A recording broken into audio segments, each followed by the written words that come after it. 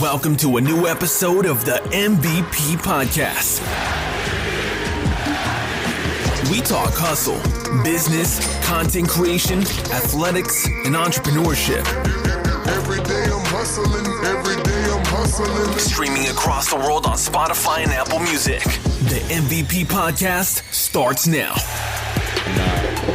At some point, too, if you have the wallets, we'll bring those out and you can talk about those. Yeah, perfect. But yeah, I mean, we met, I think it was 2019 or 2020. Yeah, it was around 20, that. Probably 2020. Yeah, 2020. We so I was looking for somebody to get some photography done for some initial product that we had, and I was looking for somebody with some like a fresher eye, and came across Josh's profile, and I was like, this looks like somebody that's got kind of a different spin. I think he had a video posted, and I was just pretty intrigued by just a fresher look on your creativity. So we did a couple photo shoots, and the rest is history. it's just the beginning. Yeah, I remember. I mean, because when you initially reached out, it was very early in the process, and then obviously no one was really expecting. I don't remember if it was before COVID or if it was right after COVID. I think it might have been right at. Well, I don't remember now.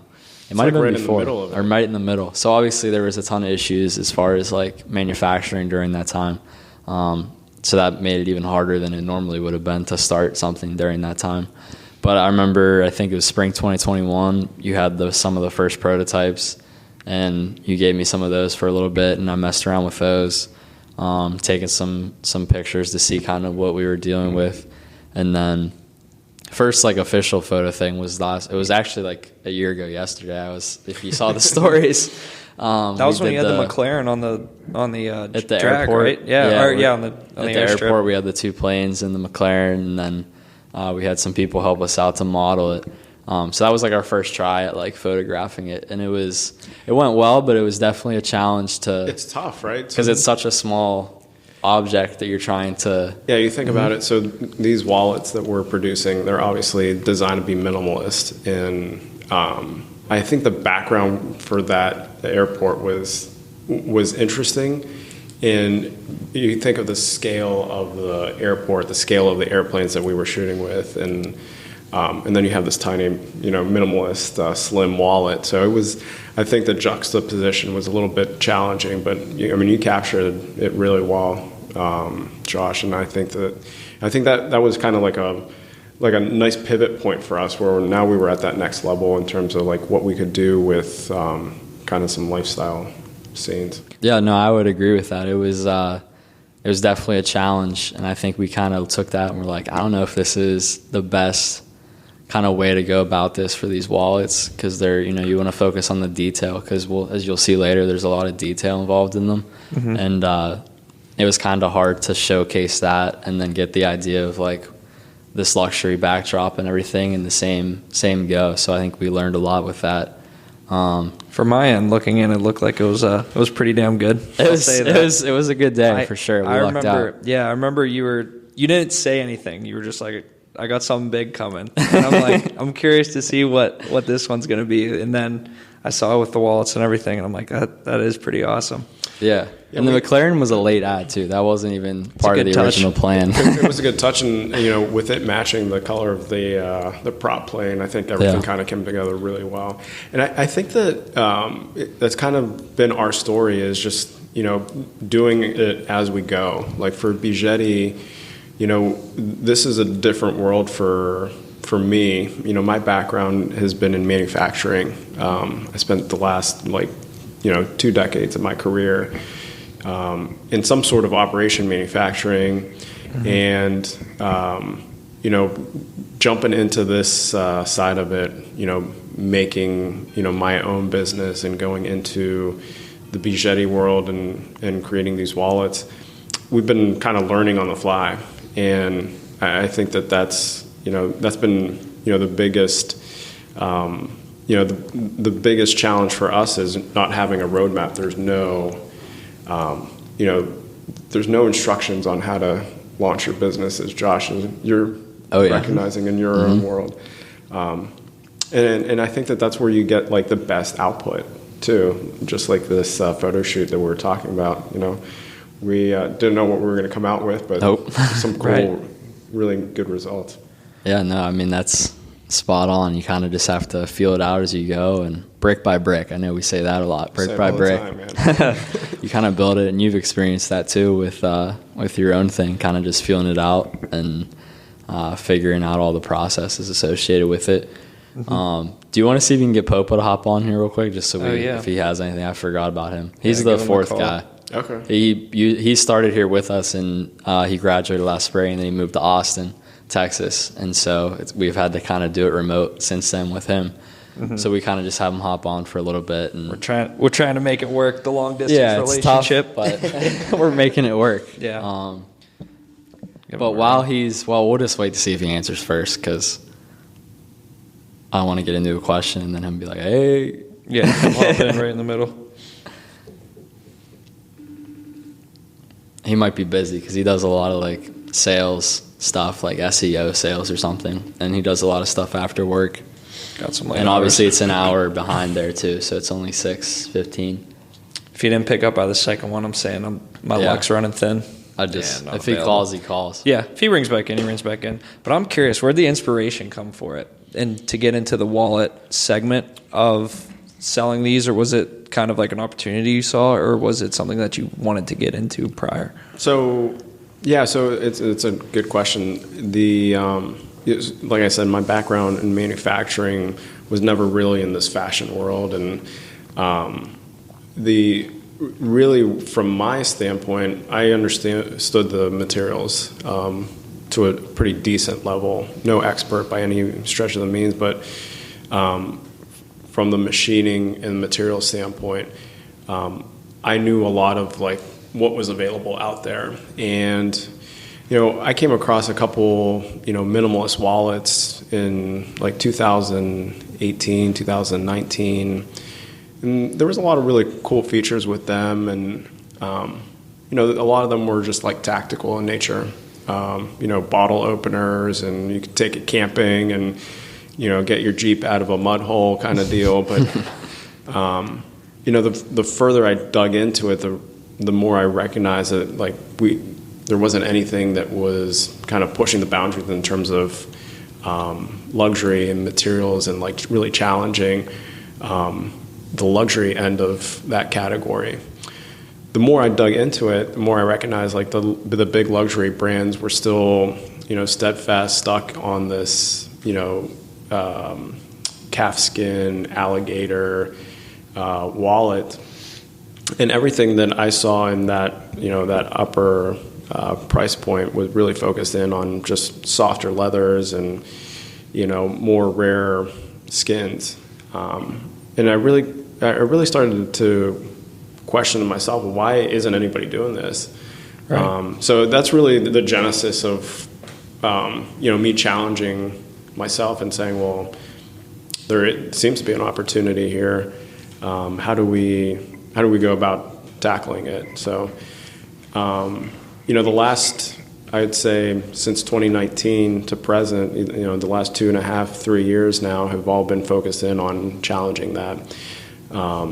And when we talk about brick by brick, Josh and I always kind of joke about this, but it's really true. When you're going down this path, you're building something without, like I said, without a roadmap. It's literally each step is its own challenges, it's its own development, and I think that brings its own highs, and it brings a ton of lows. So it's like this roller coaster of celebrating the victories and then quickly recognizing that there's new challenges. But that's how we really got into it to kick things off on the wallet end. We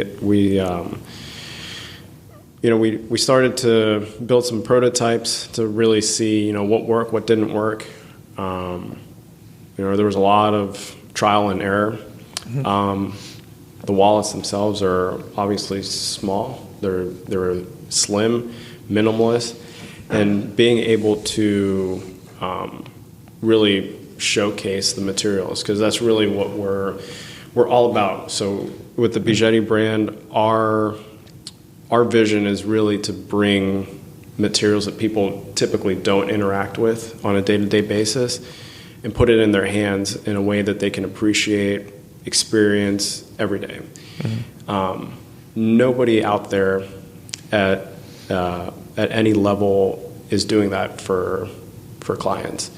So that's really what we bring to our market, is that opportunity. And we started off with 6. We now have 7 pieces out, and it's really with the background and the folks and the dealers that we work with in terms of acquiring materials, there's really a vast open ocean in terms of where we can take it. That's a good thing. And I was going to ask, how did this site towards, I believe I saw some of the things were like meteorites that were going into some of the wallets. Like, was it just from a side of these people, or like in the luxury market, this was something that's never been done before? Or is it you kind of had that process of going to get these meteorites? I'm curious to that too. Yeah. So it's a 2-problem or a 2-point problem. So the first part is the materials. How do you take these materials and apply it to an accessory that we've used for literally hundreds of years? The design hasn't changed too much over that same time period. How do you apply it to it and still make it functional, able to use, safe to use, etc.? On the material side, you have to have something that's robust enough that can handle the day-to-day use, that can be machined, right? So you have to be able to machine it and form it into the design. So all these things, these 2 aspects kind of played into the development kind of simultaneously. So procuring the materials was one aspect. We have quite a wide range of materials that we're using right now. So at the flagship upper level, obviously the meteorite is our the material we're most proud of. Mm-hmm. And it's this idea of taking something that is has intrinsic value to it, that is incredibly rare, that has a history and a story to it. It makes you question your own existence almost. And then being able to machine it, manipulate it in a way that is functional. On the other end, we're using recycled plastics, specifically some polystyrene. And in that category, we're challenging how we interact with our environment. How do we take something that has been discarded and turn it into something that's modern and chic by still incorporating, the quality craftsmanship into it. So, and each product in between kind of has its own unique characterization. Really, the devil is in the details. How you interact with each material varies depending on the product. Yeah. And I think like each wallet kind of has its own personality too, looking at the website, and they're pretty awesome looking. Yeah. So I think that's a very very good observation in terms of some of the other materials we're using. We're taking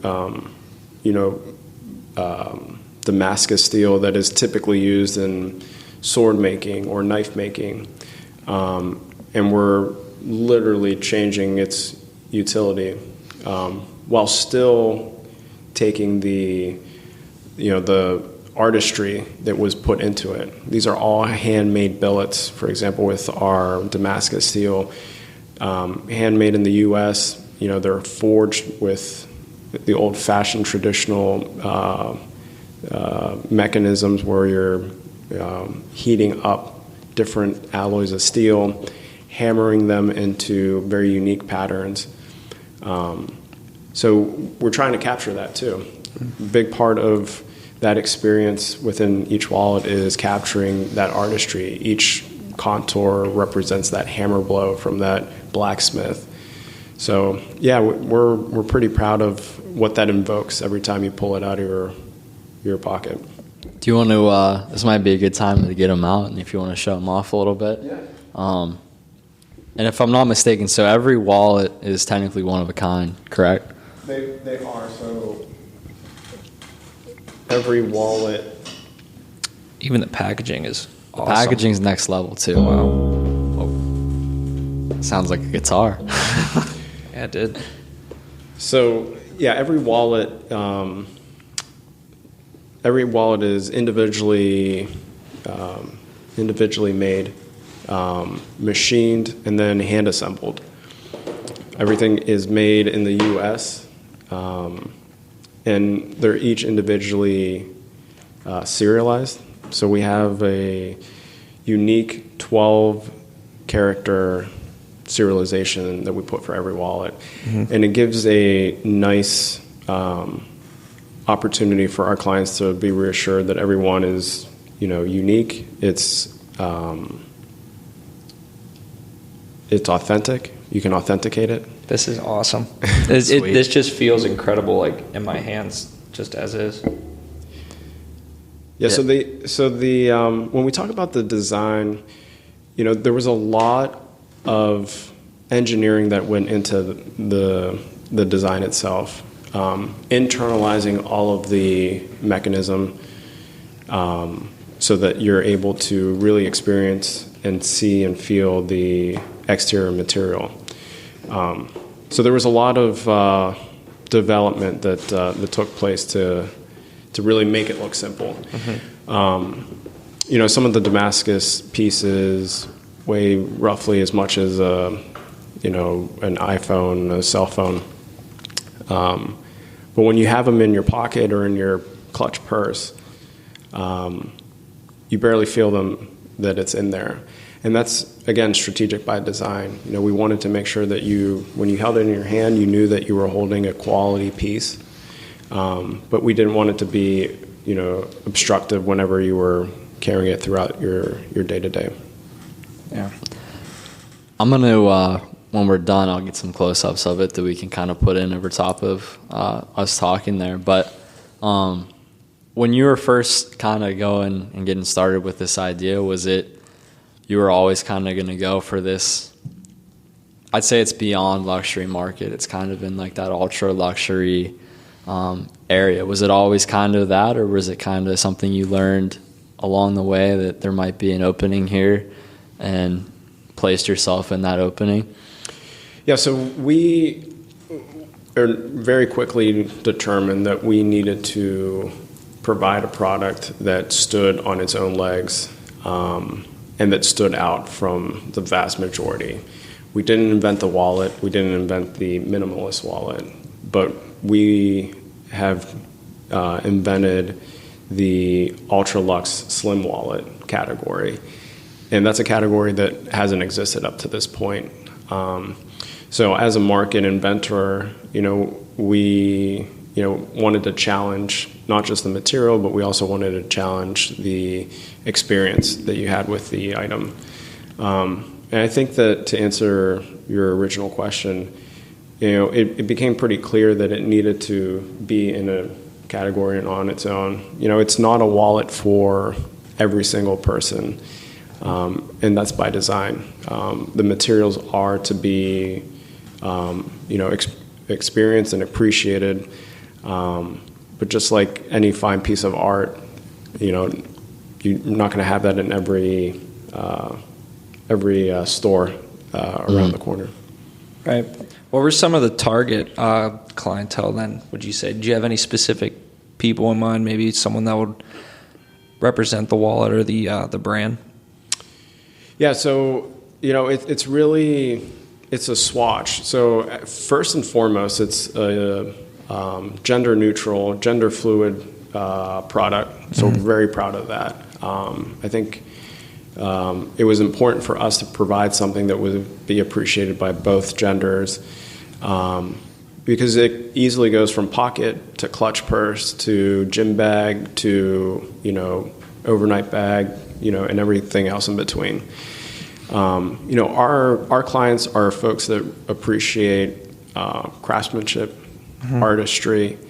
They're individuals that understand what it takes to put time into product, and the resources associated with that. It's really a swatch of many different people. It's other entrepreneurs that appreciate quality. We have some actors that have been our clients. Nice. And we're doing some work overseas with some football players, soccer players here in the U.S. Over in Europe. So it's kind of a swatch of society. But I think that first and foremost, it's really individuals that appreciate quality, artful pieces. Yeah, and like craftsmanship too. Popa just did he? All right, perfect. John, what's up, brother? That's John Popa. He graduated with us. Well, not Alex. I guess he was just a year graduated older. solo last year. Yeah. What's going on, John? How you doing? Good. Looks like you're on your way out. I'm on my way back in. You're on your way back in. Long day. Yeah, I just got out of work. Oh, man. Jeez. The grind continues. All right. Well, do you have anything specific you want to ask right now, or you just want to kind of listen in for a little bit? Yeah, I'll listen in for now until I get home at least. All right. Bet. You just want to set them next to the Yeah, I'll put 'em up the here. mic over there. Just speak up if you want to say anything. We should be able to hear you. Yeah, we got you next to the mic. Perfect. There we go. How do you stay focused on the end goal?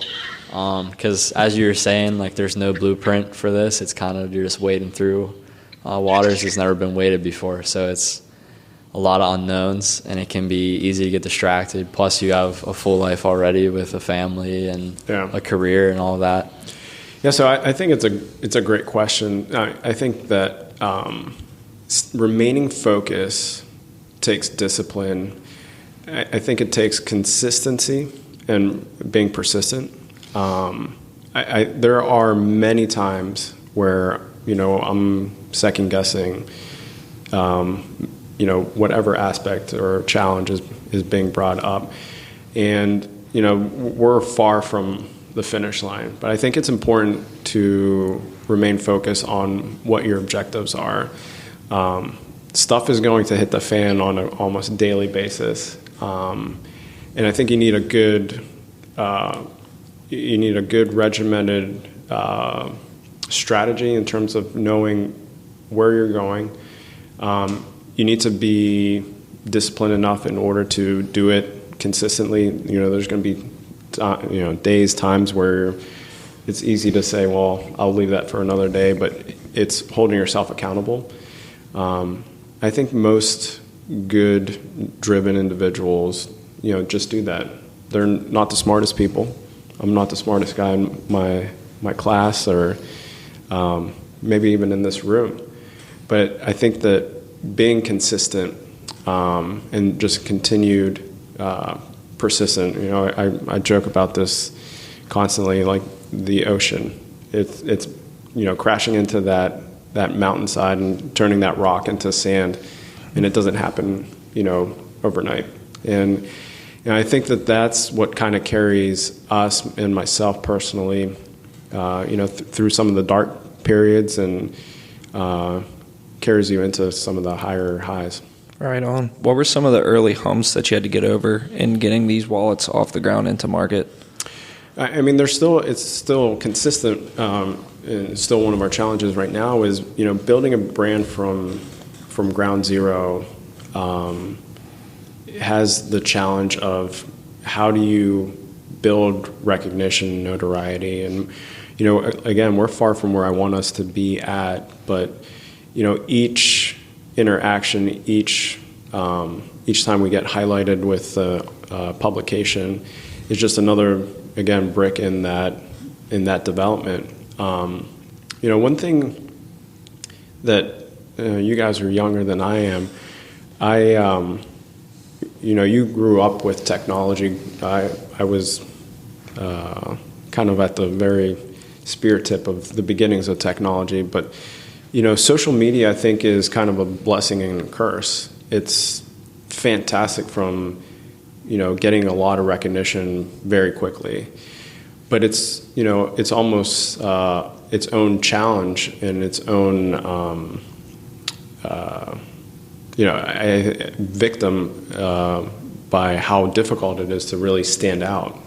It's become very challenging to be seen or recognized in such a crowded environment now, and everything is instant. Stories are instant; they're there for 15 seconds and then they're gone. And being able to stand out, I think, is its own challenges. And I think the way you do that is by having a product that is that has merit in it, and just having developing that credibility. So I think that those are the challenges right now that we're facing, that we continue to face, is building that brand awareness, that brand recognition, and you do that piece by piece. It's not an overnight type of sensation story for us.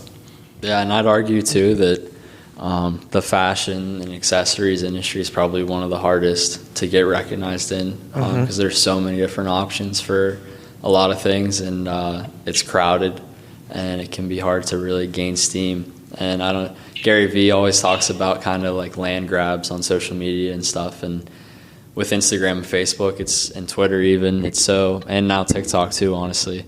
They're already kind of established. Like, the big brands have their big chunks of the market.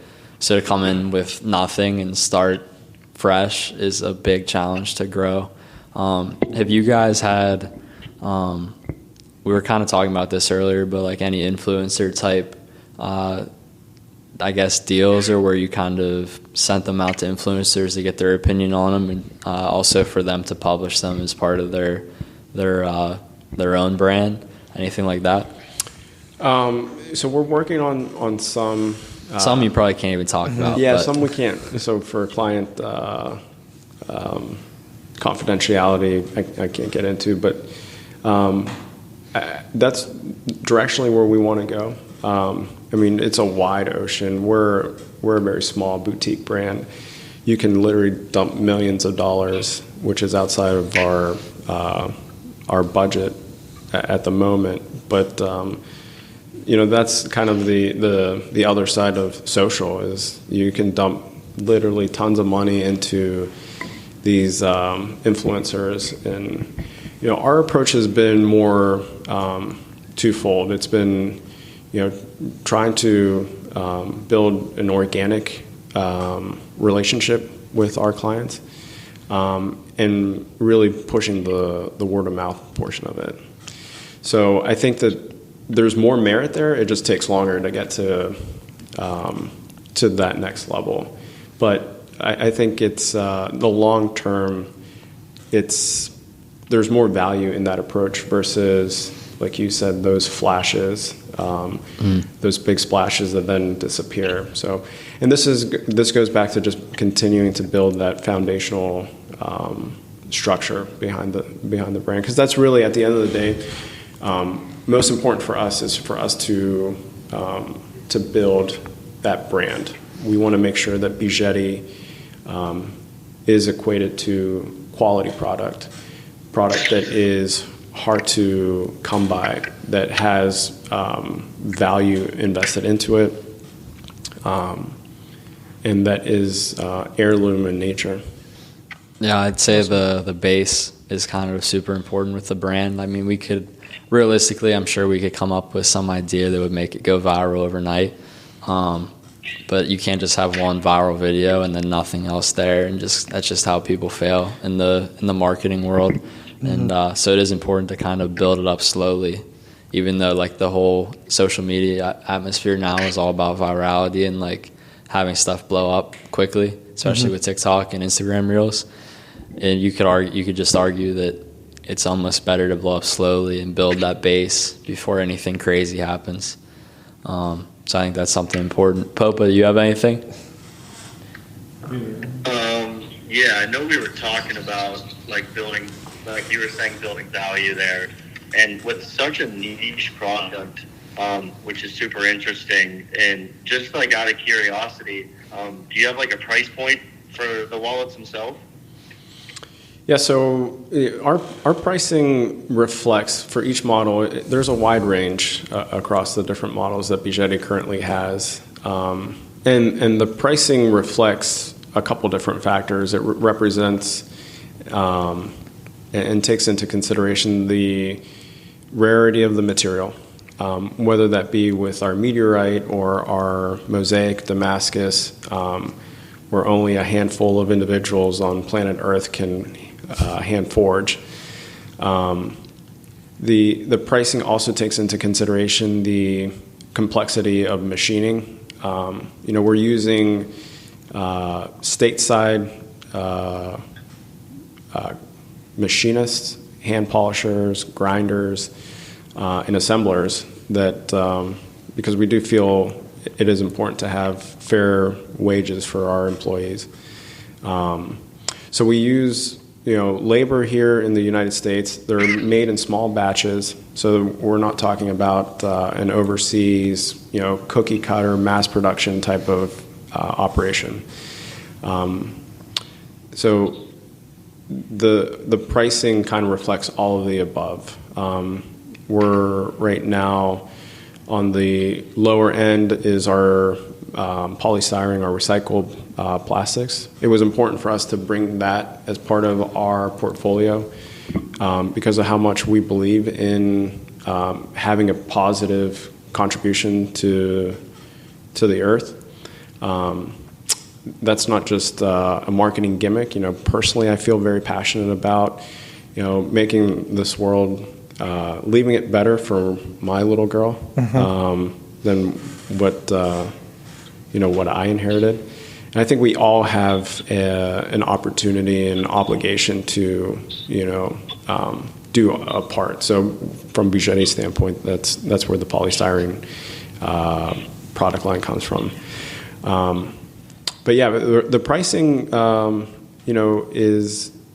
is really reflective of all of the above. It's reflective of a wallet that doesn't previous to Bejeti didn't exist. It's reflective of being able to experience art in this artistry, this craftsmanship on a daily basis versus it hanging up on a wall. I was just about to say that. Yeah, it's literally like a mobile piece of art that goes around with you, and 100. Then you put it on a bar, and then someone goes, "That wallet, it's incredible." Yeah, and that's exactly the type of emotion and experience that we sought to have our clients feel. Nice, and so you're selling these exclusive. Pope, are you saying something? Yeah, no, I was just saying I completely understand that. That's it's pretty cool. And I'm late to the party here, so if I ask questions that have already been asked, I'm sorry. But where did you get the idea for this? Like there had to be a pretty extensive thought process. Yeah, so we the idea was really looking at what was out in the market.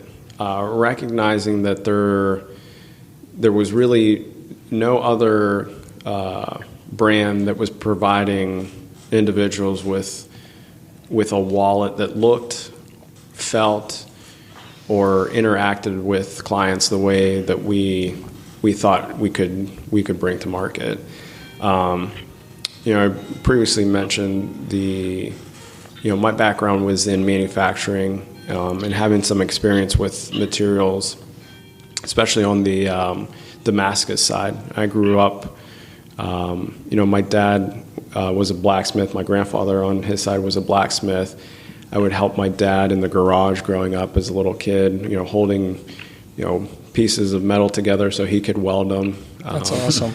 Yes, stuff that was probably not allowed not too child safe in this day and age, but builds character. Right. We didn't have a second welding mess, so I had to turn my head every time he would start arcing. But like having that experience growing up and having an appreciation for how metals and materials interacted with one another was really in my bones and DNA. And it was, to me, intuitive that, there was really amazing ways for these materials to come together. And, having that background, I think, was a key piece for Bejeti, because it was that knowledge and that understanding that led me to developing the wallets in a way that hadn't been to market before. And it was really taking that experience and that knowledge basis, and then coupling it with, an accessory that we take for granted, and saying, why not challenge this, this piece that is with us almost on a daily basis, and probably the majority of your day, depending on how much you carry a wallet, if you're out and about. Do you do all the design work for the wallets as well? Because it sounds from you've worked in crafting these wallets, so you kind of know, or not crafting the wallets per se, but worked with the metals and the earth materials that you would kind of want to know or do the design work? So partially, yes. Partially, I have a team that we work with. We have some really great designers on the material side that put together some really outstanding options for us. So it's kind of a combination of taking my knowledge basis, coupling it with some other experts in the industry. Nice. Moving a little bit away from the wallets, was this your first entrepreneurial endeavor, or did you have some previous projects before this? I would say my first official one. I think everybody at some level has an entrepreneur in them, and I never really considered myself an entrepreneur, but I wanted to challenge myself, and I set some goals, and I think everybody sets goals, or at least you should set milestones that you're striving for and hold yourself to that. And for me, in order for me to get to that point, I knew that I needed to take an idea to that next level. And that's really the genesis for me to get Bejeti up and running was, how am I going to reach that goal? I wanted to do something that I felt passionate about. Working for other companies leading up to this just wasn't satisfying or fulfilling at the maximum level. You hear all types of coaches and other entrepreneurs saying, find something that you love doing. And for me, that was really manufacturing. It was manufacturing something, having something tangible that you could look at the end of the day and say, I had something to do with this. It was bringing something that others could appreciate and value. That was my passion. And then just, everything kind of started coming together. Like I mentioned, seeing a lot of these minimalist wallets out in the market, but recognizing that they really weren't challenging or pushing the boundaries in terms of the materials and the experience that their clients were getting. So all that kind of factored in together to get me to this point. But really my first entrepreneurial jump. It's a big one. Were you nervous at the beginning jumping in with these higher ticket wallets and Bejeti? I mean, because I'm sure the cost to produce these are pretty pretty high. Heck yeah, I'm still nervous, Right. Yeah. I mean, there's you should be nervous. I think that all entrepreneurs, if you're not nervous, you're not recognizing the risks that are associated with it. We made a financial commitment from a personal standpoint with my wife, my family, in order to take this leap. And I think that you should approach, as an entrepreneur, you should approach all endeavors like that with calculated risks, but also feeling what those negative branches could lead you towards. You should appreciate that, and I think that fuels your ambition, your drive, and it refocuses you in those dark times. Oh yeah. Say you're talking to like an 18 to 22-year-old entrepreneur, well, maybe not even an entrepreneur yet, or an entrepreneur, college student, high school student, that's looking to kind of build a brand, a business, social media following, anything like that. What advice would you give of some of the things you've learned in your life in general, and also in this process of building Bejeti? I would say that one of the first things as an entrepreneur is to have a clear goal and write that down for yourself. So know where you're going, right? Mm-hmm. And that map is going to vary. So I'm going to equate this to a journey. And I think that all of life is a journey, right? There's different journeys along your path throughout your life, but have a clear goal on where you're going, because you're never going to know if you got there if you don't know where it is you're going.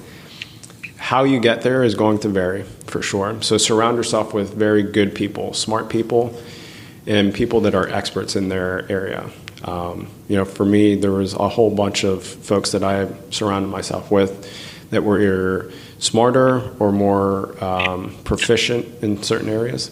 And I think that those individuals help you expedite that process versus you trying to do it on your own. The third part that I think that all entrepreneurs should be cognizant of is not over-leveraging yourself. It's very easy to get really excited about your product and dump in money. I think more invaluable than money is your sweat equity. Putting the hard work into it on your own pays long term. It may take you longer to get to that next level with whatever that aspect of your business is at. But I think that it makes you value that journey, that process, much more, and you have more of an understanding of what it is you're putting into your business. What are some of the future goals for Bejeti and as a company, and then also for yourself within that company? Yeah, so for us, we want to continue to build world recognition. Jokingly, I said, I'll know that I made it whenever I hear the Bejeti brand in a rap song. Yeah. So whenever, name your rapper Drake or, whoever is listening out there, once we hear that in a rap song, I love that. We know we've made it. That's when you made it. That's a great goal, because you don't hear that too often of we want X amount of stores, but something like a creative person would express. But it makes a lot of sense in the industry kind of that you're in, and like the target market and everything. It makes a ton of sense. Mm-hmm. Popa, did you have something?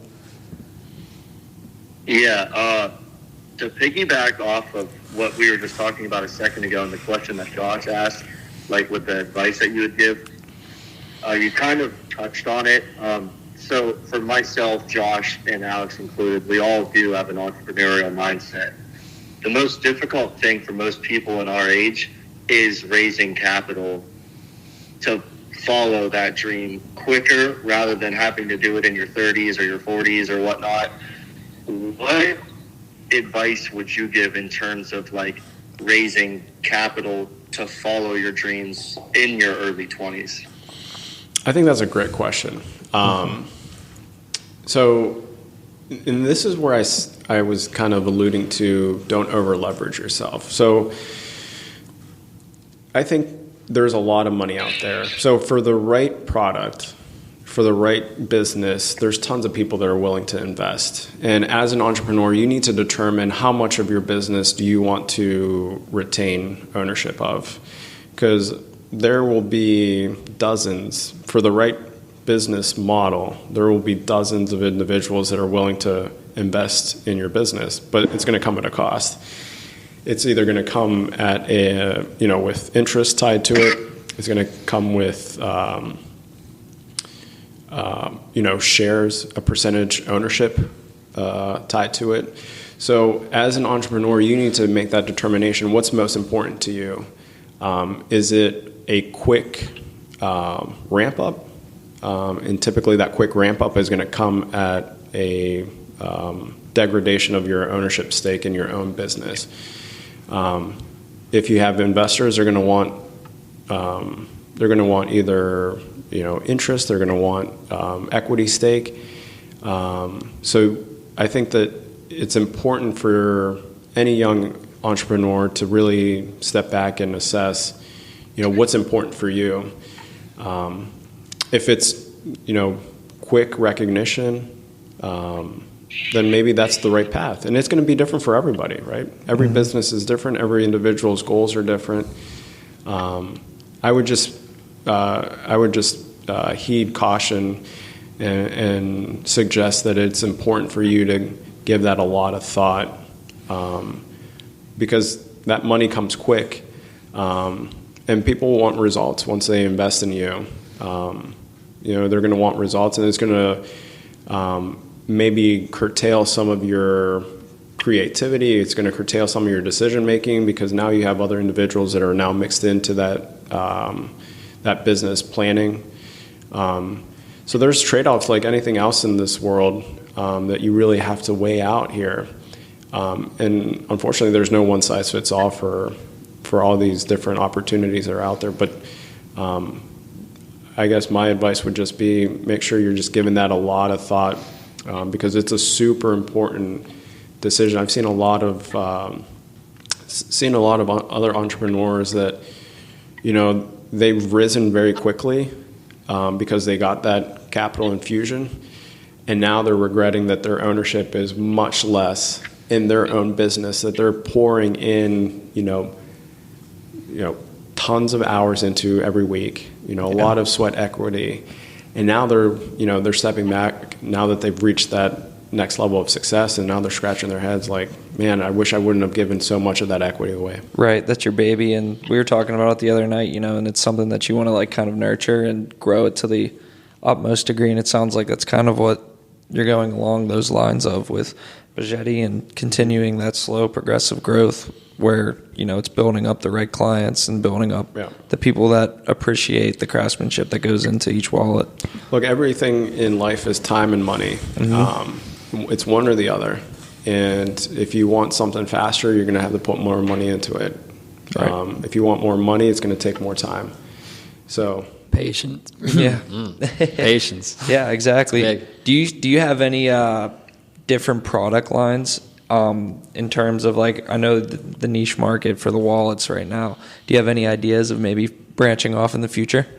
So we've kicked some things around. We're not ready to disclose those yet to market. But right now, our focus is hyper focused in on the wallet. Where we go from here, time is going to tell. I think we have a lot of really great ideas. They're going to be focusing on what's core to the brand, which is the materials, that experience, that artistry.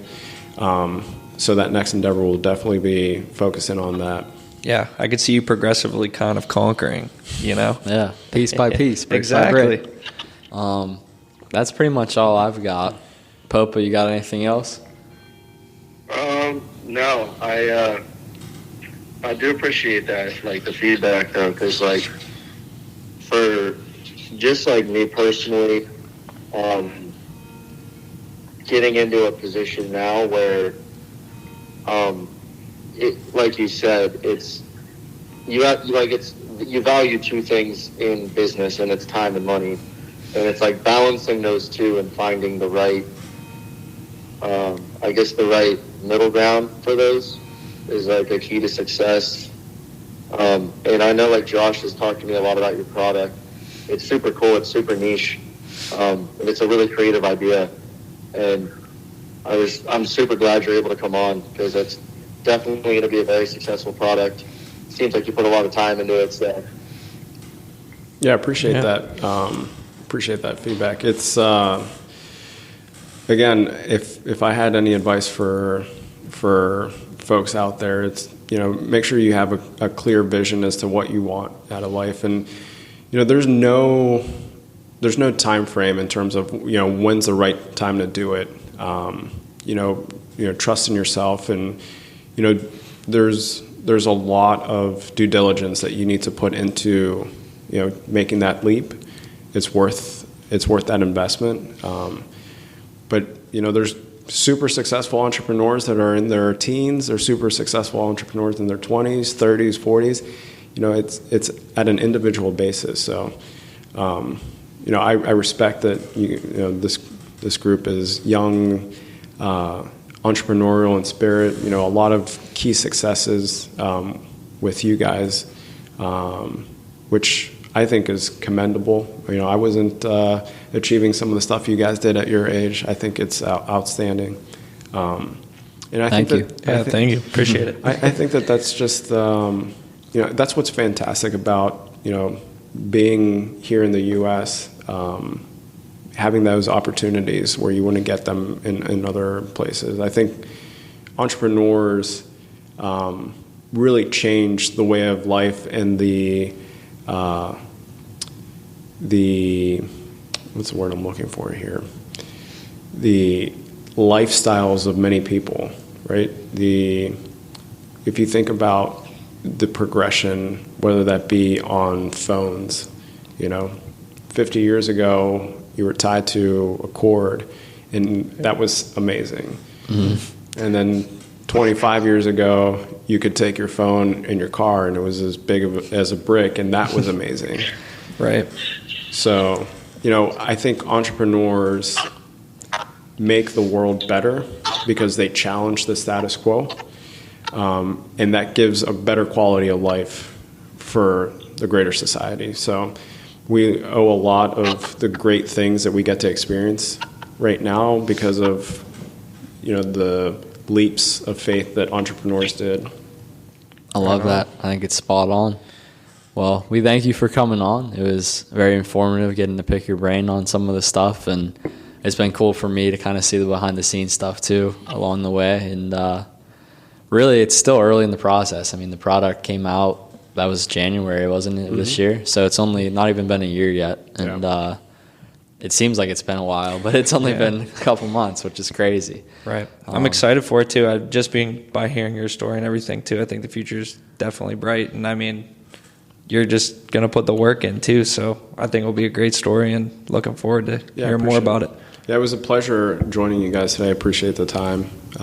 Thanks for having me and this podcast. Yeah, thanks for coming up. I know it was a little bit of a drive, so we appreciate it.